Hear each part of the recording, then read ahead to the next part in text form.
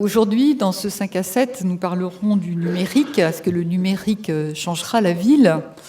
C'est un sujet qui m'a personnellement toujours intéressée et je me suis décidée à l'aborder dans le cadre des 5 à 7 qu'après avoir rencontré Antoine Picon, parce que ce qui m'intéressait pour nous, pour le monde de l'urbanisme et de l'aménagement, c'était en quoi ça pouvait modifier nos pratiques, en quoi ça pouvait être un instrument qui sera au service de notre manière de penser, de mettre en œuvre la ville, de la comprendre d'abord.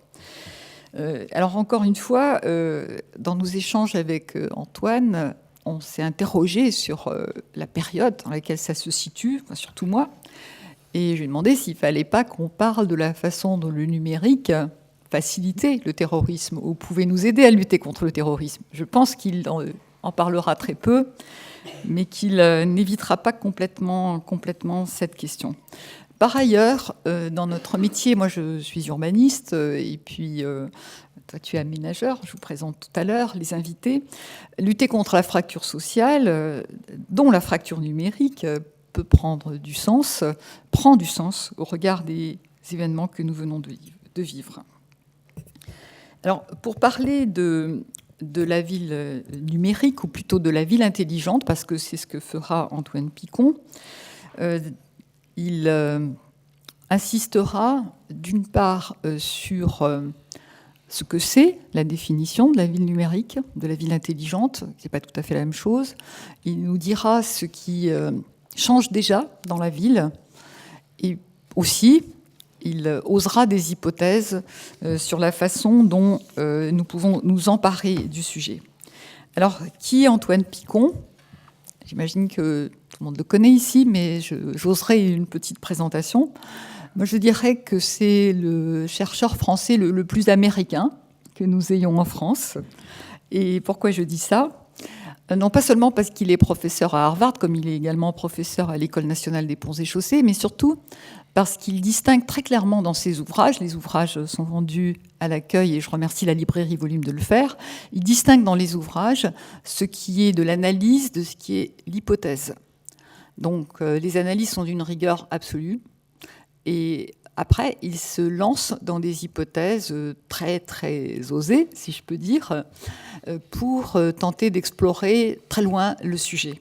Et c'est en ce sens que je dis que c'est le chercheur le plus américain, le chercheur français le plus américain. On verra s'il se reconnaît dans cette définition.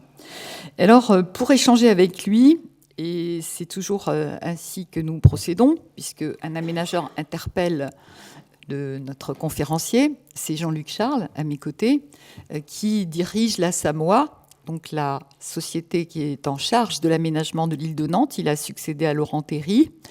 Et dans le monde des aménageurs, il est sans doute l'un de ceux, peut-être celui qui s'intéresse le plus à la question, l'intègre dans son projet, et notamment dans le quartier de la création. Mais aussi, c'est vraiment un sujet qui l'interpelle et il fera également des hypothèses sur la manière dont l'aménageur intègre ces questions dans son travail. Donc, je m'arrêterai là. Je vous recommande simplement, d'une part, les ouvrages d'Antoine Picon. Le premier qu'il a sorti, le tout petit, qui a aussi le mérite d'être lu en 1 heure. Oui, à peu près, 1 heure. Le métro par les temps qui courent. Voilà. Et puis le tout dernier qui vient de sortir, qui demandera peut-être 1h30, Antoine, un petit peu plus. Oui. Voilà. Ce qui est merveilleux parce qu'en très très peu de temps, on a l'essentiel de ce qu'il faut savoir sur la question. Mais je voudrais recommander aussi un ouvrage que j'ai lu attentivement pour préparer cette séance et qui est disponible sur Internet entièrement. C'est l'ouvrage de François Pisani qui s'appelle « Voyage dans les villes intelligentes ». Et si ça vous intéresse, je peux ultérieurement vous le rerouter pour que vous puissiez y accéder. Il y a également une interview d'Antoine Picon dans la Tribune, qui est tout à fait intéressant et qui fait le point de l'état de la question. Donc, je m'arrête là pour l'introduction et puis merci Antoine d'être avec nous et de nous offrir cette conférence.